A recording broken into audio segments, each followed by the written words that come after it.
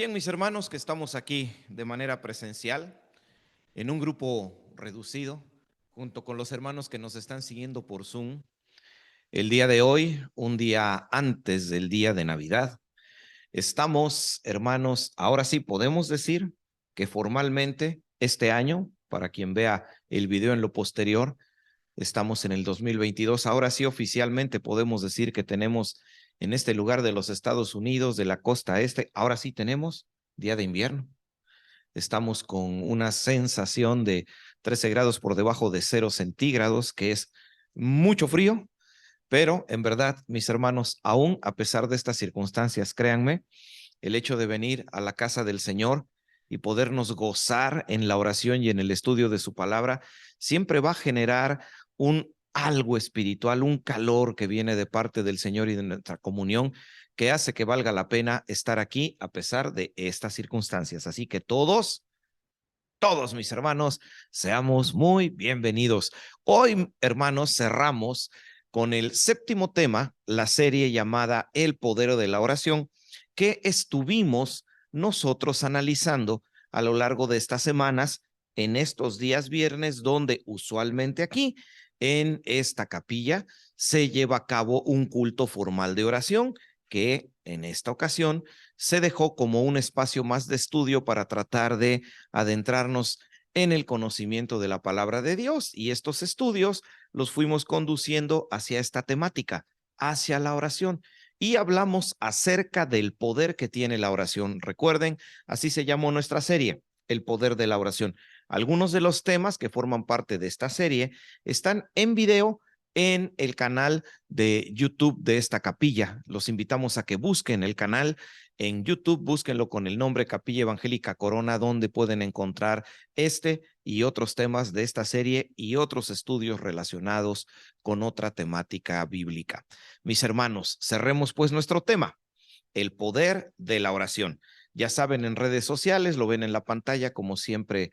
Yo lo hago, que les comparto un tema, les invito a que vayan a los espacios que yo tengo, a estos espacios que en el caso personal los identifican con el logotipo Miguel Montoro. Bueno, también ingresen a los espacios que tiene la capilla con el logo de la capilla en Facebook y en YouTube. El poder de la oración. Eso es lo que estuvimos viendo. El título del tema de hoy es Viviendo en Oración, segunda parte. Viviendo en Oración, segunda parte. Ahí dicen uno, no, es dos. Viviendo en Oración, segunda parte. Ahora, por ser este el último tema de esta serie, creo que es muy necesario que dediquemos los primeros minutos a hacer como un pequeño repaso de todo lo que hasta el momento hemos aprendido, para que refresquemos nuestra memoria, recordemos lo que aquí hemos adquirido de conocimiento en cuanto a la palabra de Dios, para que eso también, ¿por qué no? Además de recordarnos lo que ya estudiamos, nos motive. Recuerden siempre, así debe ser con cualquier conocimiento de la palabra de Dios adquirido, que nos motive a ponerlo por obra. En pantalla, hermanos, ustedes ven a través de esa secuencia de 7 flechas que están apuntando hacia el lado derecho, cuáles son las 6 cosas más importantes que hemos aprendido desde que esta serie inició. La última flecha, la número 7, que está enmarcada con el color azul más oscuro, ese es el tema que hoy nos ocupa. En el poder de la oración, pongan atención en la pantalla, ¿qué es lo que hemos aprendido? Primero, aprendimos que la oración es poderosa, lo que está representado con esa bomba. La oración es poderosa. En el primer tema aprendimos que la oración es poderosa porque la oración nos permite alcanzar 3 cosas. Uno, la oración permite que a un nivel humano pueda yo entender cuál es la voluntad de Dios específicamente para mi vida. La oración es poderosa también. Número 2, aprendimos que la oración tiene poder porque la oración, aparte de permitirme entender cuál es la voluntad de Dios, también me permite, para que recuerden el tema, el generar comunión íntima para con mis hermanos. La oración no es solamente el ejercicio de hablar con Dios. En la tierra, la oración se manifiesta uniendo a la familia espiritual, que es una iglesia. Por eso la oración tiene poder, porque lo transforma todo. Y en ese tema también, además de ello, aprendimos que la oración nos permite comprender realmente cuál es la voluntad de Dios para nuestra vida. Hermanos, no me cansaré de insistir. La intención de esta serie de temas fue una sola: despertar en nosotros el deseo de orar más y orar mejor. La oración es, sin lugar a dudas, en la guerra espiritual, el arma más descuidada de los creyentes.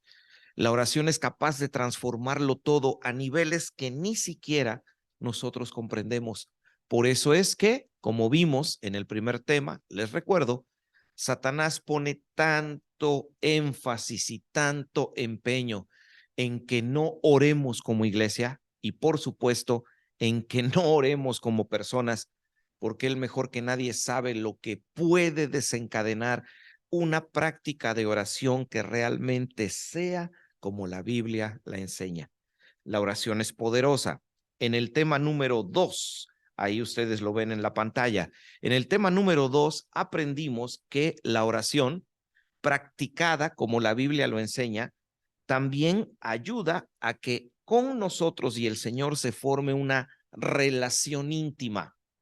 Alguna vez dijo este famoso evangelista Billy Graham que tenemos que orar hasta que Dios y nosotros seamos amigos íntimos.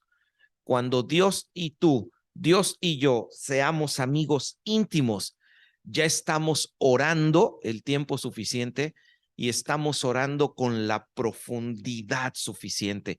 Así que ese modelo de expresión sirva para que tú y yo evaluemos en este momento nuestra oración.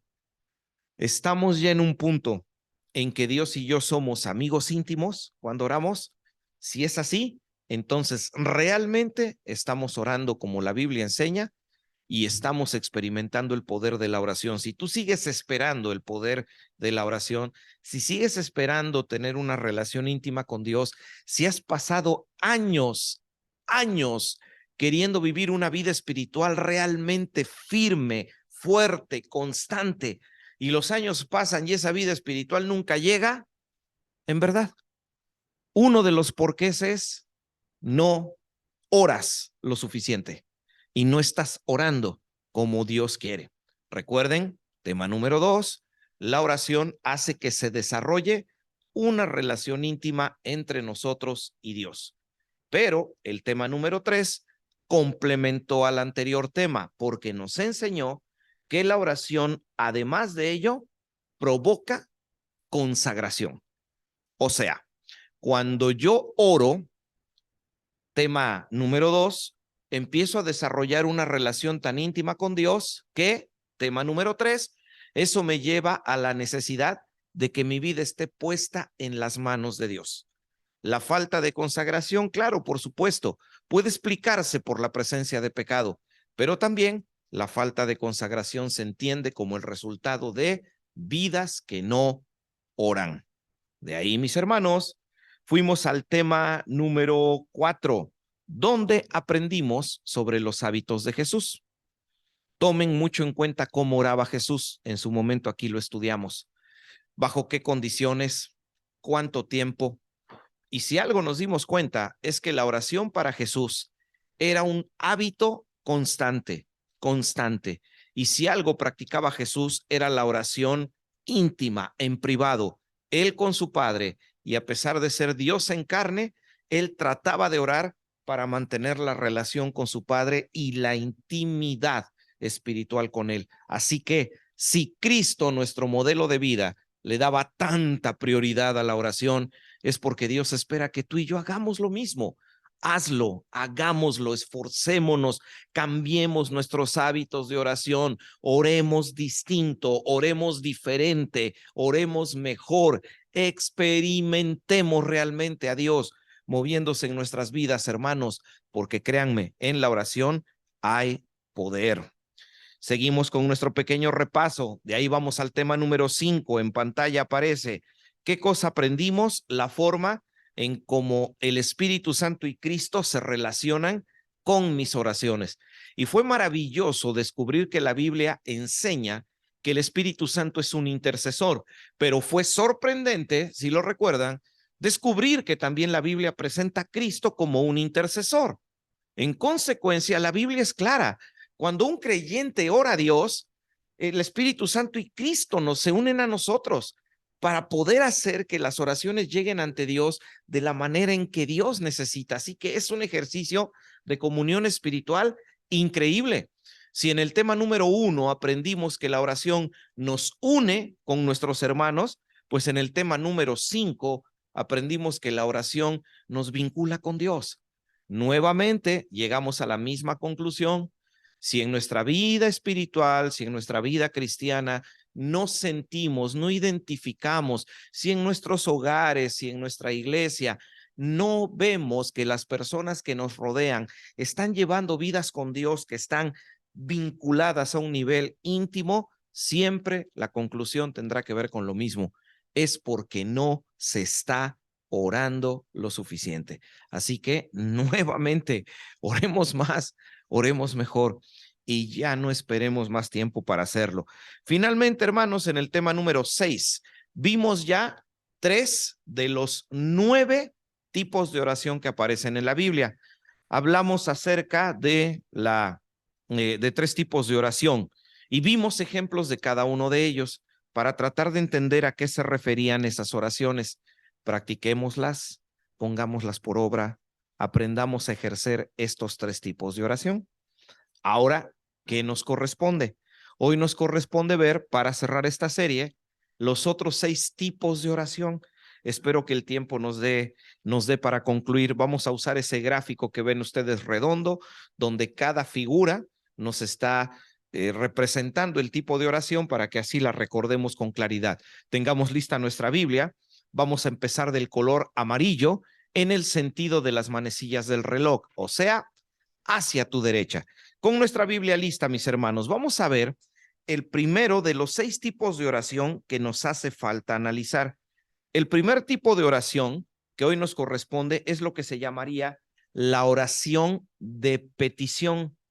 La oración de petición, las peticiones. Vamos, mis hermanos, con nuestra Biblia al libro del apóstol San Pablo a los Filipenses, carta de Pablo a los Filipenses, la primera lectura. Yo voy a correr a cargo de ella. Filipenses capítulo 4, versículo 6. Filipenses capítulo 4, versículo 6. La primera cita corre a cuenta mía, en las demás voy a pedirle su ayuda. La petición, este es otro tipo de oración. Ya en su momento vimos, recuerdan, las rogativas, ya también vimos las oraciones de gratitud, ahora vemos las peticiones. Filipenses capítulo 4, versículo 6 dice así: por nada estéis afanosos, sino sean conocidas vuestras peticiones delante de Dios en toda oración y ruego, con acción de gracias. Por nada estéis afanosos, sino sean conocidas vuestras peticiones. La petición. ¿Cuáles son las oraciones de petición? Diríamos, hermanos, que las oraciones de petición terminan siendo las oraciones más personales. Las oraciones de petición son aquellas en donde tú y yo le oramos específicamente a Dios por cosas que tienen que ver con nuestra vida. En resumen, diríamos que en las oraciones de petición a Dios se le presentan necesidades personales que tienen que ver contigo, no necesidades personales que tienen que ver con otras personas. Esas no, esas son oraciones de intercesión. Estas son oraciones de petición. Ahora, ¿cuál es el propósito de las oraciones de petición? El propósito no es decirle a Dios, dame lo que quiero, porque si no, imagínense cómo serían las oraciones de petición de los cristianos. Si aquí habemos 15 personas, imagínense hoy por la noche, 15 veces Dios va a escuchar la misma oración. Por favor, Señor, dame $1,000,000. A ver, entendámonos. Las oraciones de petición no persiguen el propósito de que Dios nos dé lo que queremos. El propósito de las oraciones de petición es que Dios te dé lo que en verdad necesitas, lo que tú en verdad necesitas. Si alguien llega para decirle a Dios, Señor, tengo esta necesidad, estás haciendo una oración de petición. ¿Cuál es el propósito y cuál debiera ser el final de esa oración? Que al final tú le pudieras decir al Señor, Señor, esta es mi necesidad, resuélvela ¿Como yo quiero?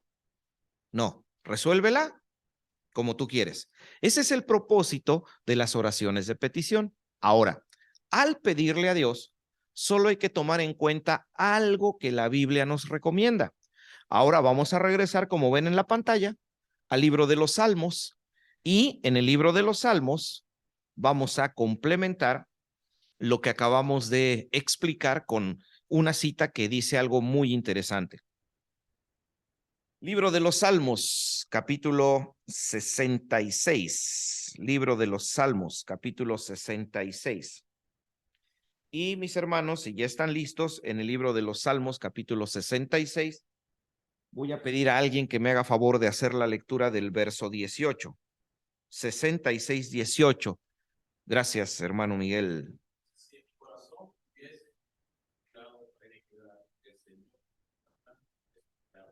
Muy bien. A ver, léanlo ahí, los que estamos aquí presenciales, que tenemos la Biblia a la vista, hermanos que están en Zoom, que tienen también la cita a la vista seguramente en su Biblia impresa o digital. Analícenla. ¿Qué nos está diciendo el pasaje? A ver, revísenlo despacio, que quede bien entendido, porque ese pasaje está diciendo cosas bastante serias. Está hablando de alguien a quien Dios no lo escucha. En resumen, diríamos que está hablando de alguien de quien Dios no está escuchando sus oraciones. Ahora, la parte importante del versículo 18. ¿Por qué Dios no está escuchando las oraciones del que escribe esto? El mismo pasaje dice, porque quien está escribiendo esto tiene pecado en su corazón. Si en mi corazón, dice el que escribe este salmo, yo hubiese mirado las cosas malas, Dios no me habría escuchado. Y esta declaración del libro de los Salmos, mis hermanos, tiene tanta vigencia hoy como hace miles de años cuando este salmo se escribió. Cuando nosotros como creyentes en nuestro corazón toleramos cosas que a Dios no le agradan, en serio, espiritualmente nuestras oraciones no son escuchadas. Y nosotros podemos estar clamando y clamando y clamando con desesperación y desesperación, pero no existe una respuesta, no porque no la haya, sino porque la oración ni siquiera llega a la presencia de Dios. Así que la oración de petición nos deja una buena conclusión.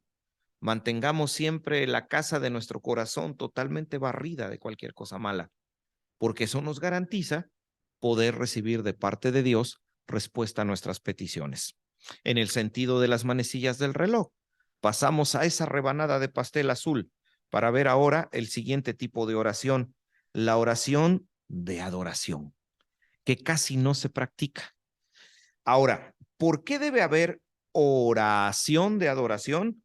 Por lo que nos dice el libro de Isaías, capítulo 43, versículo 7, pasaje de la Biblia que nos enseña cuál es el propósito por el cual existimos todos los seres humanos.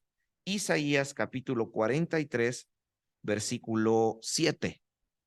Ahora no va a ser lectura, va a ser análisis. Los que están aquí presentes y los que están en Zoom, ¿qué nos dice Isaías 43, 7 acerca de cuál es el propósito por el cual existimos todos los seres humanos? Y sobre todo, siendo específicos, de acuerdo a lo que dice el pasaje, ¿cuál es el propósito de la vida de todos los seres humanos a los que Dios llama? Todos los llamados de mi nombre, para gloria mía, los he creado. Todo ser humano que ha recibido el llamado de Dios para pasar a formar parte de su familia espiritual, lo que nosotros llamamos la Iglesia de Cristo, tú que estás escuchando esto, nosotros que estamos aquí de manera presencial y en su momento le hemos pedido a Dios que entre a nuestro corazón y que reconocemos de parte de Dios señorío sobre nuestras vidas, mis hermanos, ¿saben para qué existimos en esta tierra? Para darle la gloria a Dios. Tenemos diferentes trabajos, claro, diferentes contextos, diferentes procesos educativos, diferente condición económica, diferente manera de pensar, por supuesto, pero me lo vas a entender con este ejemplo. Imagina que la vida cristiana es como una montaña. donde tal vez yo voy subiendo por el lado norte, tú vas subiendo por el lado sur, otro hermano viene por el lado este, otro viene por el lado oeste, y por distintos caminos, en distintos contextos, siendo diferentes, pero todos tenemos que llegar a un mismo punto. Ese mismo punto es darle la gloria a Dios. ¿Qué significa darle la gloria a Dios? Es bien sencillo. Cuando, por ejemplo, tú en tu trabajo haces algo bueno y positivo y la gente te felicita, pero tú sabes que realmente esa cuestión buena por la que te están felicitando la hizo otra persona y tú lo sabes, en un ejercicio bien sincero de honestidad, cuando vienen las personas a felicitarte, tú usualmente les dices, no, no, no, no, tranquilos, les agradezco la felicitación, pero miren, la felicitación, dénsela a él o a ella, porque realmente es quien hizo las cosas. Todo el crédito es para él o ella. Eso es glorificar. Glorificar es darle todo el crédito a Dios. Glorificar es que tú y yo vivamos nuestra vida de tal forma que todo lo que hagamos sirva para que las personas no nos miren a nosotros, sino que su mirada vaya hacia Dios. Para eso existimos. Cada vez que tú y yo glorificamos a Dios, lo adoramos. Ahora, las oraciones de adoración son oraciones que glorifican a Dios, oraciones que le dan a Él el crédito, que solo le dan a Él la gloria por todas las cosas. Bien, las oraciones de adoración son tan importantes que una pequeña expresión de una oración de adoración, Jesús la utilizó para enseñarnos cómo teníamos que orar. En su momento, en el tema 2, analizamos el Padre Nuestro, tenemos que volver a él. Después pueden hacerlo en casa sin ningún problema, porque ahí, en el Padre Nuestro, encontramos cómo las oraciones de adoración son importantísimas en la vida del creyente. Cuando los apóstoles de Jesús le dicen a él, enséñanos a orar, su respuesta fue, la conocemos la mayoría de los cristianos, cuando oren, les dijo Jesús, oren así, Padre Nuestro, que estás en el cielo, santificado sea tu nombre. Ya. En esas 3 palabras, 4 palabras, tienen ustedes una exquisita oración de adoración, en la que podríamos pasar tiempo meditando y escribir cientos de páginas sobre el tema. Eso es un pequeño pedazo de una oración de adoración, porque es una oración donde únicamente se le está glorificando a Dios, se le está dando todo el crédito, se le está reconociendo, Padre nuestro, eres mi Padre, tienes autoridad sobre mí, tu nombre es santo. Esa es una expresión de adoración. Ahora, mis hermanos, sobre todo aquellos hermanos de nuestras iglesias, varones, que tienen la posibilidad de expresar públicamente su adoración en esa reunión maravillosa que nosotros tenemos todos los días domingos que venimos a adorar, que nosotros conocemos como el servicio de la Santa Cena o Cena del Señor. ¿Saben, hermanos? Esto sirve para dejarnos una buena lección. Nosotros que tenemos la oportunidad y también hermanas que se encuentran adorando presencialmente al Señor cuando se celebra esta reunión, enriquezcamos nuestra adoración. ¿Cómo? Desarrollemos, practiquemos la oración de adoración en ese espacio. Y también lo podemos hacer el resto de la semana. Ahora, ¿cómo son las oraciones de adoración? Recuerden, las oraciones de adoración solamente son para darle todo el crédito a Dios, para que Él se lleve toda la gloria. ¿Cómo puede hacerse eso? Les dejo este consejo práctico que es bien fácil de aplicar. Consejo práctico. Cuando vayas a orar para adorar, solamente habla de cosas que Dios es o de cosas que Dios hace. Nada más. Esa es una oración de adoración. Vuelvo a insistir en la exhortación a los hermanos varones. Imaginen, el siguiente servicio para adorar al Señor, en el caso particular de esta capilla, lo tendremos dentro de 1 día y medio. Imagínense que estamos en este momento de adorar y llega el momento de decir, hermanos, adoremos al Señor. Se levanta rápidamente un varón, viene hasta donde está un micrófono disponible y comienza a orar. Y nos dice a nosotros, hermanos, elevemos a Dios una palabra de oración.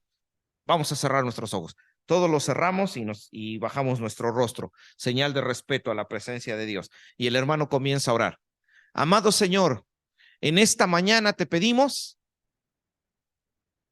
Ahí sería bueno que alguien tuviera una chicharra de esas que ponen en los programas de televisión, ¿no? Cuando alguien se equivoca. Amado Señor, te pedimos. Y que todos dijeran, ¿qué pasó? Pues ya está mal, porque ya no es de adoración. ¿Ya me entendieron? Amado Señor, damos gloria a tu nombre. Eres santo y eres maravilloso, Señor. Hasta ahí vamos bien. Después el hermano sigue orando. Por eso, Padre, te ruego. Ya no, ya dejó de ser de adoración y entonces se convierte en una rogativa. No, no, no, en las oraciones de adoración, que son las que deberíamos hacer solamente en la Santa Cena, son oraciones donde solo se debe hablar de lo que Dios es o de lo que Dios hace. Señor, te glorifico en mi vida por la forma en que tú te manifiestas, Señor. Gracias, gracias por ser el gran sustentador de nuestras vidas, de nuestros hogares y de nuestra iglesia. Te engrandecemos en nuestras vidas, Señor, porque reconocemos en ti que eres la única autoridad. Por eso, Señor, haznos pensar si hoy estamos listos y preparados para venir a adorarte. Ya no funcionó, porque ya estamos exhortando a través de la oración. Ya dejó de ser oración de adoración. Esa oración debería de practicarse más seguido, hermanos. Es maravillosa, porque es una oración que hace que nosotros siempre tengamos claro cuál es el papel de Dios como Padre, dueño y Señor de todo, y nuestro papel como sus siervos. Continuamos, vamos a la siguiente rebanada de pastel de color azul, la oración de fe. Santiago, capítulo 5, Santiago capítulo 5, versículos 14 y 15, la oración de fe. Ya pasamos por ahí en el tema anterior, pero tenemos que regresar para clarificar un poco los conceptos de esta oración. Santiago capítulo 5, versículos 14 y 15. ¿Está alguno enfermo entre vosotros? Llame a los ancianos de la iglesia y oren por él, ungiéndole con aceite en el nombre del Señor. Aquí esta parte es la que nos interesa. Y la oración de fe salvará al enfermo, y el Señor lo levantará, y si hubiere cometido pecados, le serán perdonados. La oración de fe. Oraciones que son específicamente para pedirle a Dios que actúe sobre una persona que se encuentra en una condición de enfermedad. Esa es la oración de fe. Ahora, ¿el pasaje acaso nos está enseñando que por hablarle a alguno de los ancianos de nuestra iglesia cuando estamos enfermos y que él vaya y ore por nosotros a la distancia o presencialmente, nos unja con aceite, ya automáticamente se va a ir la arritmia, se va a ir la hipertensión, se va a ir el cáncer, se va a ir la necesidad de la diálisis? No. Tenemos que entender que las oraciones de fe no son como pequeños, vamos a llamarlo así, boletos, pequeños tickets automáticos que se tienen que usar para que Dios de manera automática nos devuelva salud. No, el propósito de la oración de fe es que al orar, al enfermo Dios le dé sanidad o le dé fortaleza en lo que el proceso de sanidad llega o le dé conformidad con la voluntad de Dios si es que Dios no desea darle un proceso de sanidad física. Aunque seguramente ya hemos escuchado este pasaje, ahí en la pantalla, debajo de la cita no lo vamos a leer, yo les refiero un pasaje muy conocido de 2 de Corintios capítulo 12, versículo 9. ¿Por qué es conocido? Porque en ese pasaje hay una persona que ora a Dios y le dice a Dios, por favor, Señor, cúrame. ¿Y qué le contestó Dios? No. Es el apóstol Pablo. 3 veces he rogado a Dios, dice Pablo en 2 de Corintios 12, para que me quite este aguijón de la carne, esta molestia física que Satanás me está provocando y que en verdad es doloroso y vergonzoso. Y 3 veces le he rogado al Señor pidiendo que me lo quite. Y 3 veces el Señor me ha contestado, bástate mi gracia. ¿Qué significa bástate mi gracia? En palabras simples, Dios le está diciendo a Pablo, tienes que vivir con lo que yo te quiero dar. Tienes que vivir con lo que yo te quiero dar. Si te curo, tienes que aprender a vivir con la sanidad que yo te dé. Pero si decido no curarte, tienes que aprender a vivir con la falta de sanidad que yo quiero que vivas. Por eso es que no hay que confundirnos. La oración de fe no persigue el propósito primordial de curar a una persona. La oración de fe persigue el propósito fundamental de que la fe del que ora pueda de alguna manera hacer que la fe del enfermo se afirme y crezca. Ese es el propósito y hay que practicarla. Se los recomiendo mucho. Siempre que una persona se encuentra enferma, no se imaginan qué bálsamo tan agradable es para el alma escuchar una palabra de aliento de alguien en un momento de profunda necesidad física. En verdad, ayuda mucho. Hay que practicarla. Mis hermanos, seguimos avanzando.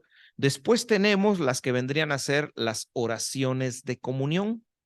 Y tenemos un ejemplo de oración de comunión en el libro de los Hechos. Así que vamos a nuestra escritura y vamos al inicio del libro de los Hechos, cuando está a punto de iniciar lo que hoy nosotros podemos llamar la Iglesia de Cristo.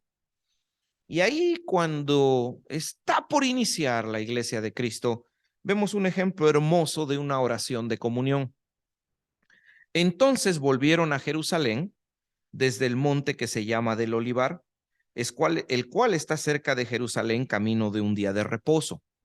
Y entrados subieron al aposento alto donde moraban Pedro y Jacobo, Juan, Andrés, Felipe, Tomás, Bartolomé, Mateo, Jacobo, hijo de Alfeo, Simón el celote y Judas, hermano de Jacobo.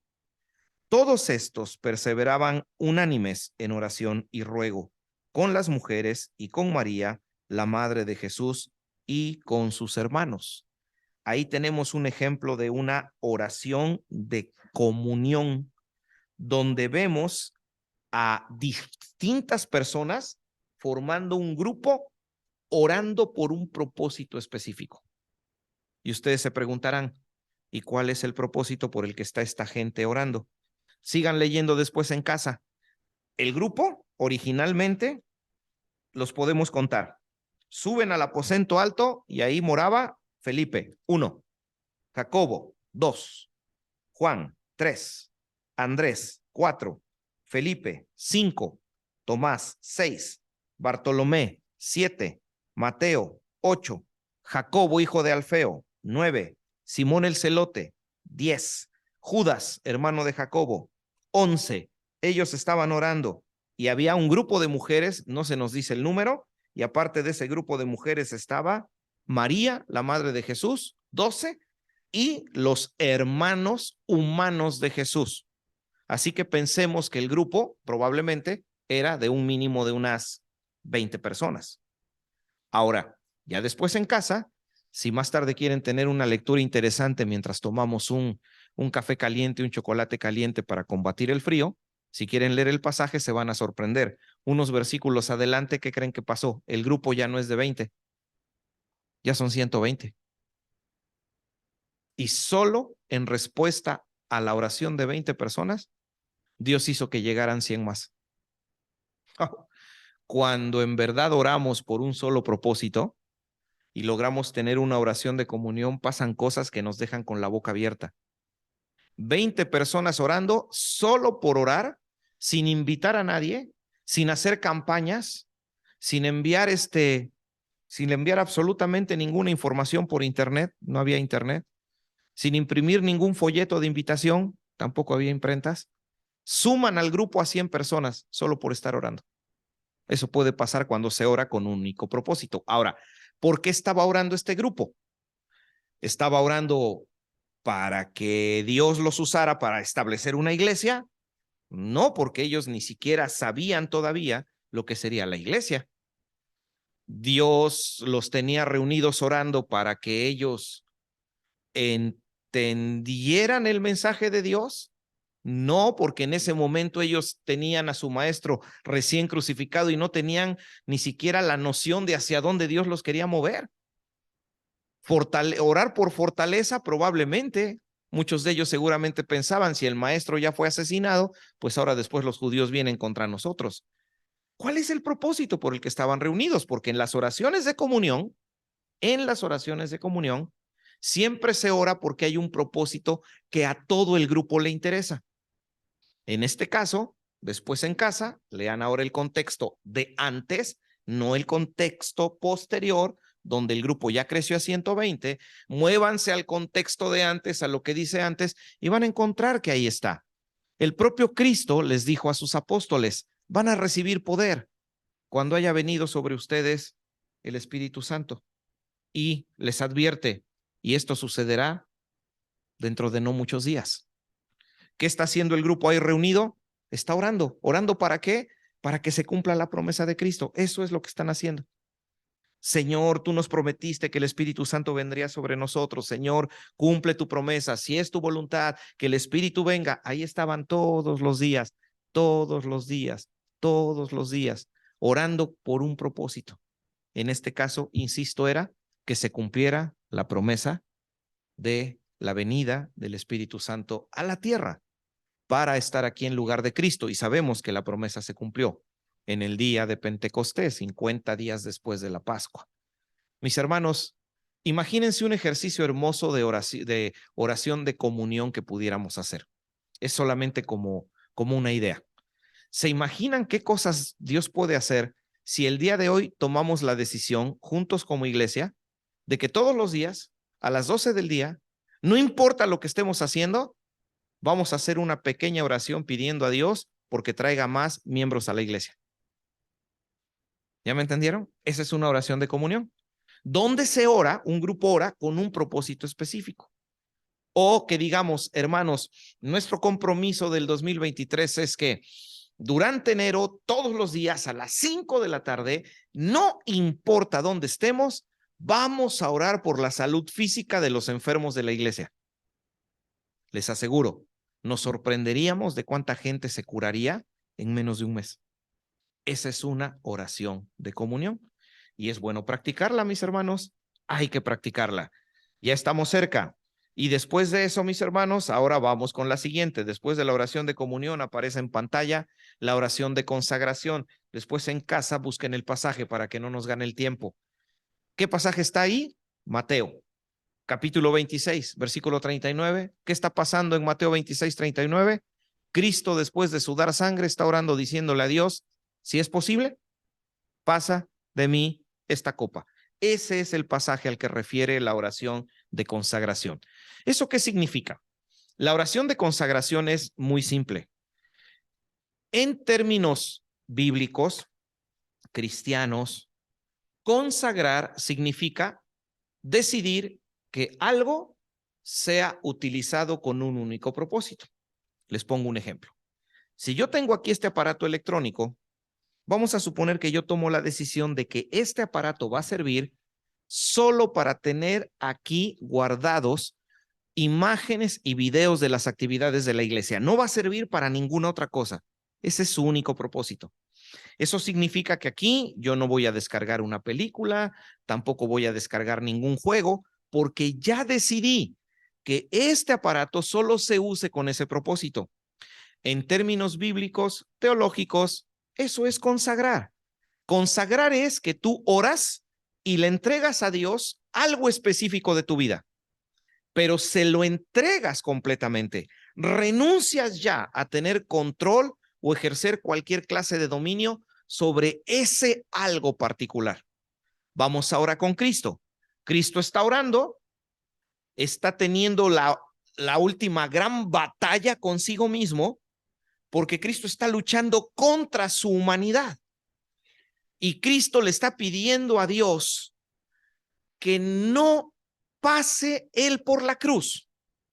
Por favor, no está orando Cristo porque le tenga miedo a la cruz. Sácate eso de tu cabeza. Ese no era el centro de la oración de Cristo. Él no tenía temor de la cruz, no le angustiaba el dolor físico que la cruz le provocaría. La verdadera angustia de Cristo era que debido a la cruz, en ese momento en el que Él estuviera en la cruz, Él iba a separarse de su Padre, iba a estar separado de su Padre, cuando durante toda la eternidad ellos habían estado en comunión íntima, santa, sagrada. Algún escritor cristiano lo expresó de esta manera: Cristo, por amor a nosotros, en el Calvario, experimentó algo que nunca antes había sucedido, dice este escritor. ¿Qué fue lo que sucedió? Que durante 3 horas, mientras Cristo está en la cruz, aquellos que durante toda la eternidad habían sido uno, se convirtieron en 3. A ver, entiéndanlo en su lugar. No es complicado. Dice este escritor algo muy cierto. Por su muerte en la cruz del Calvario, Cristo experimentó que durante esas 3 horas en la cruz, aquel Dios que durante toda la eternidad hasta ese momento había sido un solo Dios, se convirtió en 3. En Dios Padre, Dios Hijo y Dios Espíritu Santo, sin comunión. Ah, terrible, qué carga la de Cristo. Eso era lo que lo angustiaba. No lo angustiaban los clavos ni los latigazos. Le angustiaba el romper esa comunión sagrada con su Padre. Al final lo hizo, y lo hizo por amor a nosotros. Gloria a su nombre. Y en la próxima oportunidad que tengamos, adorémoslo porque Dios hizo eso. Pero el punto que nos interesa es, observen, Cristo le está entregando algo específico al Padre, algo muy específico, algo bien específico. ¿Qué es ese algo específico? Eso, la separación de Él, la ruptura de la comunión eterna de ellos. Se lo entrega y le dice a Dios: aquí está, decide lo que tú quieras decidir, yo no voy a decir nada. Eso fue lo que hizo Jesús. Mis hermanos, a los cristianos nos hace mucha falta tener oraciones de consagración, porque saben, habemos muchos padres que, angustiados por la condición espiritual de nuestros hijos, solemos orarle a Dios y le decimos a Dios: te entrego a mis hijos, pero a las 2 horas ya estamos preocupados otra vez por ellos. Te entrego a mis hijos, yo sé que tú los cuidas donde quiera que están. A la hora ya les estamos mandando un mensaje de texto: ¿dónde estás? Pues no, que ya se lo entregamos a Dios. No entiendo. Eso no es bajo ninguna circunstancia consagración. Señor, te entrego mis finanzas, Señor, ayúdame a tomar decisiones sabias para no estar en esta condición permanente de falta de dinero, porque en verdad, Señor, yo quiero estar mejor. Te lo entrego por completo. Al día siguiente van al banco a pedir un préstamo y a seguirse endeudando. Cuesta mucho trabajo, mis hermanos, la consagración. Parece algo sencillo, pero no lo es. Pero es necesario hacerlo, porque eso es lo que determina que Dios cobre mayor dominio sobre nuestras vidas. Por eso les insisto, practiquemos la oración de consagración, practiquemos la oración de consagración y recordemos, consagrar significa entregarle a Dios las llaves del auto y ustedes se suben en el asiento del copiloto. Cuando Él quiera arrancar, no protestarán. Si va rápido, no protestarán. Si decide ir lento, no protestaremos. Si decide dar vuelta a la izquierda, no protestaremos. Si decide dar vuelta a la derecha, no le vamos a estar diciendo a Dios: no, no, no, no, no, Dios es para acá, es para acá. Porque muchos cristianos hacen eso. Dicen que confían en Dios, pero le van diciendo a Dios al lado del asiento lo que quieren que Dios haga. ¿Y saben qué pasa con muchos cristianos? Simple, Dios detiene el auto, se baja y te entrega las llaves. Y te dice: ya, ahí síguele tú. Si tú no vas a confiar completamente en mí, no tiene caso que me hayas entregado tus cargas. Y Dios, como buen caballero, nos deja en el auto. A los 2 bloques estamos estampados en una pared. Entonces, hermanos, practiquemos la oración de consagración. Por último, dice Primera de Juan, capítulo 1, versículo 9, que si confesamos nuestros pecados, Dios es fiel y justo para perdonar nuestros pecados. La oración de confesión. Esta es una oración íntima, muy personal, que tiene que ver con el hecho de que yo reconozca pecados que estoy cometiendo. Y hacer esto, créanme, es un ejercicio de altísimo valor que se le debe reconocer al cristiano o la cristiana que lo hagan. analizar mi vida y descubrir que estoy haciendo cosas que no le gustan a Dios, y después ir ante la presencia de Dios para decirle, mira, aquí están estas cosas que yo sé que estoy haciendo que no te agradan, te quiero pedir perdón porque estoy yendo en contra de tu voluntad y porque quiero que me cambies para dejarlas de hacer. Hermanos, pocos cristianos se atreven a hacer eso. La mayoría prefieren mantener sus pecados, prefieren seguirlos consintiendo y como si fuera un cáncer espiritual, dejan crecer el pecado hasta que cuando intentan reaccionar muchos años después, y el pecado ya tiene totalmente el control de sus vidas y hecho a perder todo, y hecho a perder todo lo que hay a su alrededor. Hagamos oración de confesión. Tenemos un minuto y el minuto que nos queda lo vamos a invertir en responder a la pregunta que aparece en pantalla para terminar. Aquí estamos, mis hermanos. 7 semanas después, 7 horas invertidas en haber estudiado la oración de una forma diferente. Estoy seguro que muchos de nosotros, es más, yo voy a quitar el muchos de nosotros. Estoy seguro que todos algo aprendimos distinto sobre la oración. Ahora la parte importante, como la plantea la pregunta en la pantalla, es, ¿y ahora qué sigue? ¿Qué es lo que vamos a hacer? ¿Vamos a seguir orando como lo hemos hecho hasta ahora? ¿Vamos a seguir con nuestras oraciones de pasta de dientes, las que se hacen 3 veces al día, como cuando se lava uno los dientes? Señor, por el alimento, bendícelo, cuídalo, guárdalo, amén. Y ya no vuelvo a tocar el tema de la oración. Seguiremos aplicando esa técnica de, pues como a mí, yo no concilio el sueño, pero por aquí empiezo a orar, me quedo dormido, por eso lloro ahí para ya quedarme dormido. Usamos la oración como una especie de píldora para dormir. Y yo, y tú, y nosotros, ¿qué vamos a hacer con todo lo que hemos aprendido? Recuerden, ojalá y a eso nos lleve la conclusión de todo, que nos lleve lo aprendido a que cambiemos por fin nuestros hábitos de oración y empecemos ya a orar más y a orar mejor. Créanme, pongan la prueba al Señor. Y créanme, no estoy hablando de algo que esté siendo una blasfemia. Oremos ante Dios como Él quiere que nosotros oremos y Dios nos va a sorprender. En verdad, van a pasar cosas alrededor de nuestra vida y de nuestra iglesia que ni siquiera imaginamos, siempre y cuando apliquemos estos principios de oración. Pongámoslos por obra, hermanos. La oración con la que cierro esta serie va a ser precisamente para eso. Les recuerdo a los que estamos aquí que el próximo día domingo, hermanos que también están por Zoom, tenemos el compromiso hermoso de venir a adorar al Señor y también el domingo 25, día de Navidad, vamos a estar aquí celebrando el drama de Navidad, con lo que recordaremos el nacimiento de Cristo y sobre todo la bendición de que con su nacimiento trajo a nuestras vidas paz, salvación y vida eterna. Estamos todos invitados. No faltemos. Vamos a terminar orando, mis hermanos. Cerremos nuestros ojos, inclinemos nuestro rostro, oremos. Amado Dios, cerramos este ciclo de 7 charlas sobre el poder de la oración. ¿Y qué mejor manera de hacerlo que orando? Orando en favor de los que estamos aquí de manera presencial, orando a favor de los que siguieron el tema de hoy y los temas anteriores a través de la plataforma de Zoom, orando por aquellos, Señor, que realmente como consecuencia de una causa de fuerza mayor no pueden estar aquí, pidiendo, Señor, que a todos nosotros, después de estos 7 temas, nos ayudes a tener bien clara, Señor, en nuestra mente una idea muy simple.